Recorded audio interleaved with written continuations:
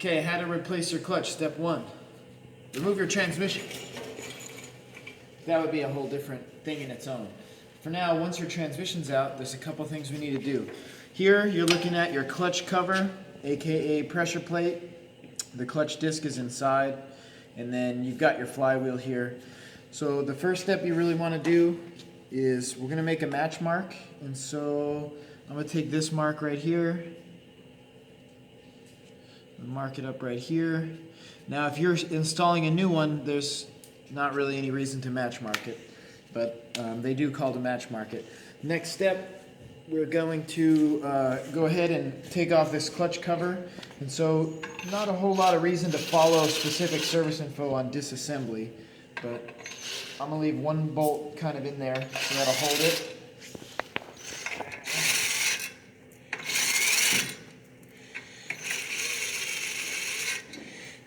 With all the bolts out except for one, I'm going to go ahead and just kind of support it. It's a little bit heavy, and I'm going to take that last bolt out.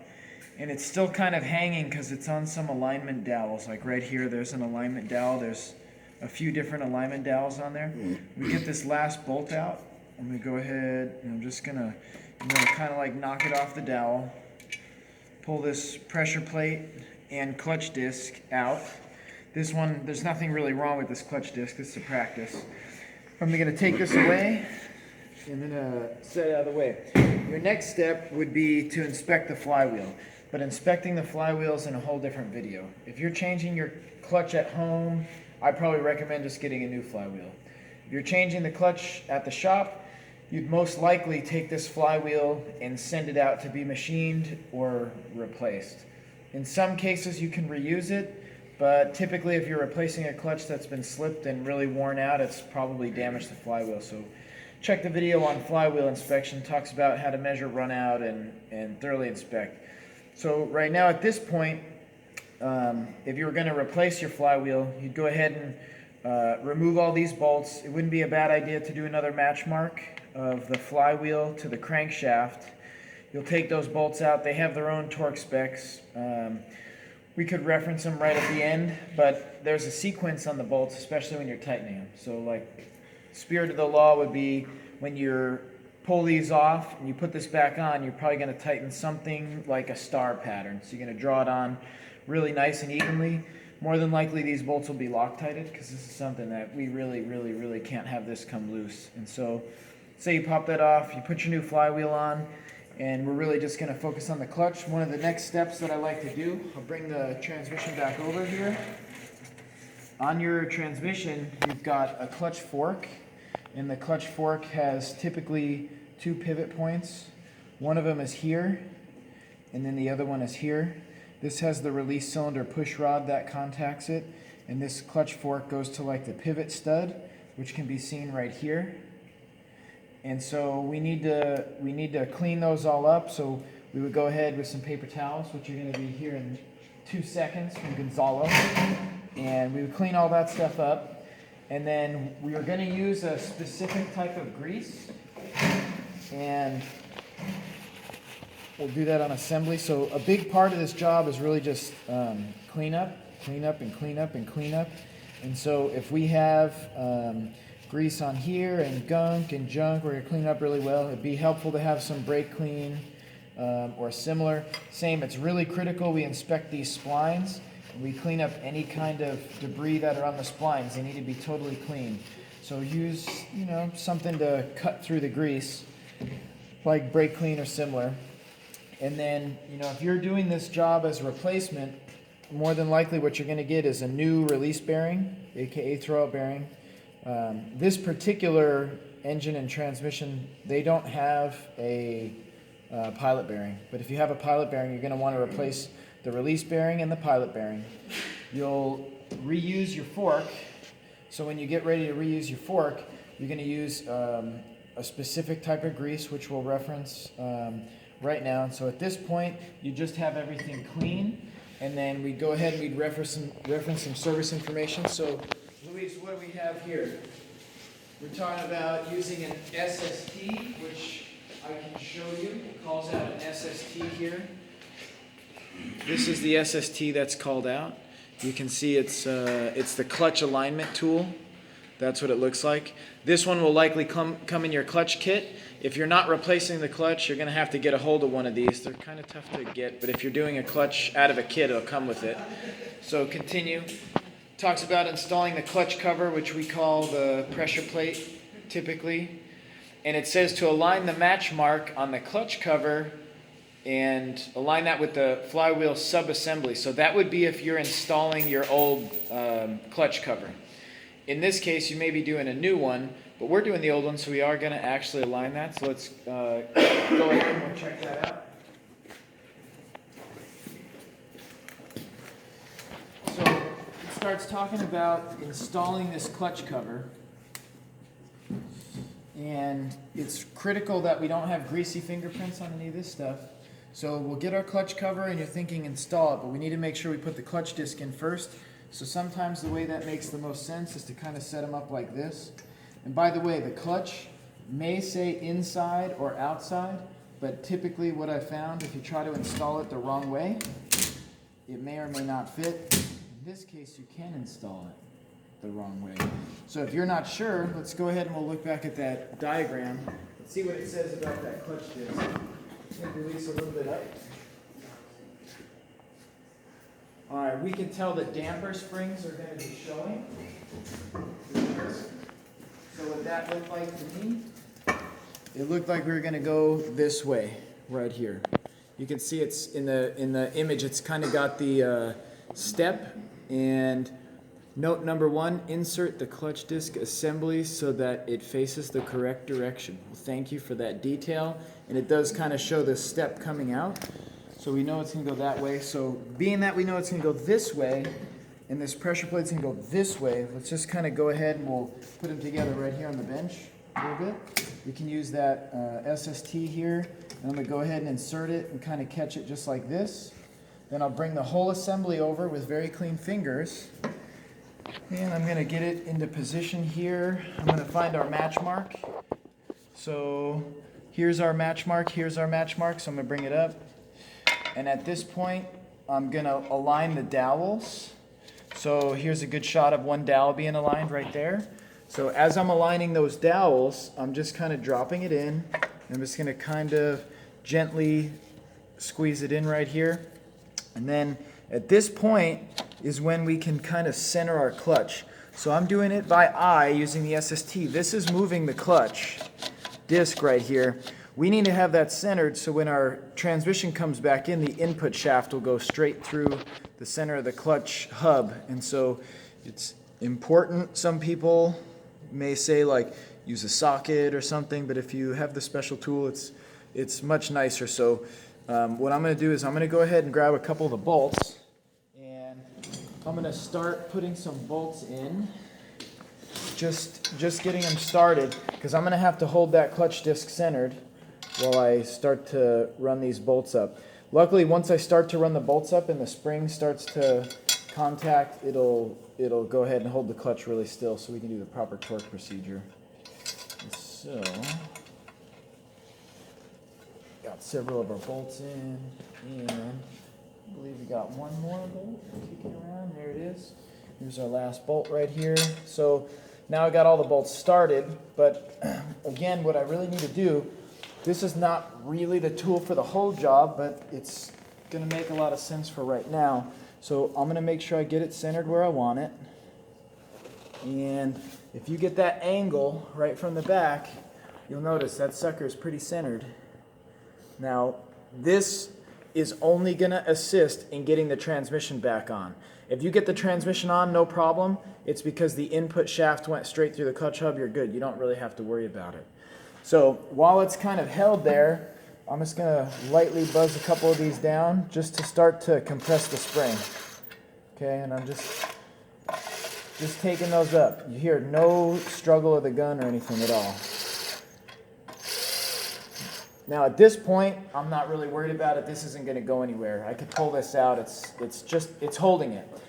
So the next step I'm going to do, I'm going to get some torque specs and a torque sequence. So Luis, let's check that out. The next step it starts talking about is to inspect your clutch cover. So note it talks about, okay, just above that at B, install the clutch cover, temporarily install the bolt, and then we're gonna go ahead on the illustration, 6 bolts at 14 foot-pounds. And so I'm looking at that picture up there, it's kind of like 1, 2, 3, 4, 5, and 6. So we're going to go ahead and we're going to do it in that order, at least the best we can. So I've got, who remembers that torque spec? You guys remember it? Yeah. 19 foot-pounds, right? 14 foot-pounds. 14 foot-pounds. Hey, you know what? This torque wrench actually only goes down to 20. What the heck do we do now? That should be fine. That's fine. Yeah, no, we're not going to do it like that. We're going to go ahead, that's very low. We're gonna do a full click. We're going to drop down. Inch-pounds? Quite. All right, if we have 14 foot-pounds and now I just went to inch-pounds, who can tell me what that number is? How would you even figure it out? 14 times 12. Who could do 14 times 12? 168. No, we need the real number. Yeah, that's the real number. Alright, what is One- it? 144 plus 24. I can't, you didn't even pause one bit. I did not believe you. Last time I said Dylan, impressive, impressive. I didn't even see you think. 164. No, 168. 168, yeah. Confirm. Yeah, good idea, Tim. 164? 168. 168 it is. Thank you very much. All right, so I'm turning this inch-pound torque wrench to 168. All right, now if we're going to use inch-pound torque wrench, it's probably going to be quarter-inch drive, and so we're dealing with 12 millimeters from what I remember. And that's an 11. All right, so here's our 12. So you know, we didn't do half clicks, good and tight, close enough, ta-ta-das, looga-doogas. We didn't do any of that. We just set it up. All right, so from memory, we're saying number 1 being kind of like this top right here. I'm going to draw it in. Now, we're following the steps, but, you know, to be honest, what I kind of already want to do is just spin these all up a little bit more, just so they're a little bit closer. I won't do the final torque on them, but just the way my brain works, I kind of want to draw this in nice and evenly. And so we're kind of sidestepping the service manual just a bit because it makes sense. So no, you didn't. All right, now that they're all a little bit more run up, we'll start back at this one, and we go until click. No, it's gonna really click. A little more. Okay. It's the bolts. That was it. See it? That's it. That one's done. Next one, number 1, was coming down to about right here.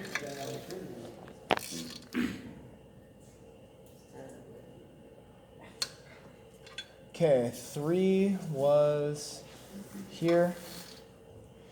That's 5. Actually, yeah, 3 was here. Thank you. You're correct. Good job. Oh, another Windows update. Thank you. Nurse, so can you tell where 4 is? Okay, 4 looks It's right fine. next to 1. But it doesn't make sense. Where's 1 at? That's Where's 4 at, interesting. Luis? Right there, it's 1. It almost does seem like we want to go back to the same one. And then it's saying 5 right here. 5 right here. And then it was showing 6 at this one. Now, if you're really worried about it, that's drawing it in. If you're worried about it, we can go ahead and we can make sure that we've caught all of them. And that one was 7. So now we're through them all. Kind of hit 1 and 4 were actually the same bolt. So we can just go around and we'll just verify they're all torqued. Exactly torqued, not overtorqued. Okay. Now, at this point, they've all been torqued to spec. We go ahead, we'll remove the special tool. The clutch is now installed. Now what we need to do is a little bit of maintenance. First, this clutch fork is gonna accept our release bearing in a way like this. These springs, a lot of times, will kind of clip on like this, and then that's gonna hold the release bearing. We don't really need to do any maintenance on this. This is a sealed bearing. It's lubricated. It does its own thing. But remember, like we talked about, you're going to need to lube some stuff. Now it's going to tell us what to lube and where. So let's check that out. So please note, number 3, talking about inspect and adjust the clutch cover. This is something that makes a lot of sense from the factory. We're going to take our clutch cover and we're going to actually measure the clearance from each one of the fingers on the clutch cover.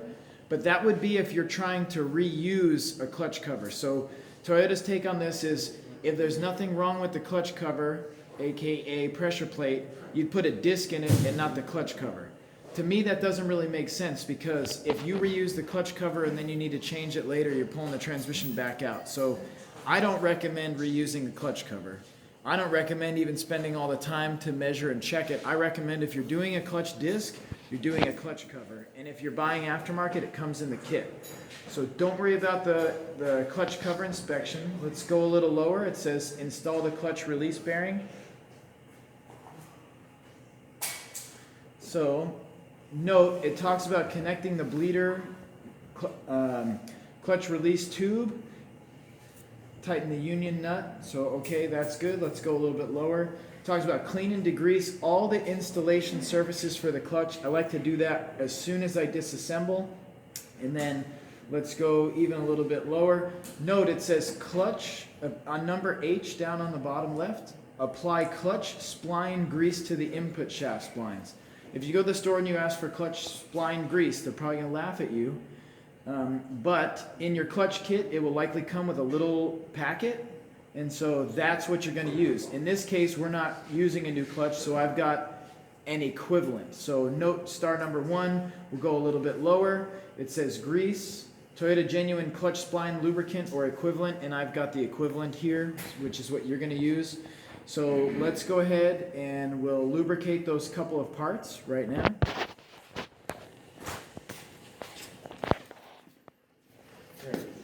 There we go. So we can lubricate those splines, but those splines are the same as these splines. So it really makes more sense to go on the transmission side.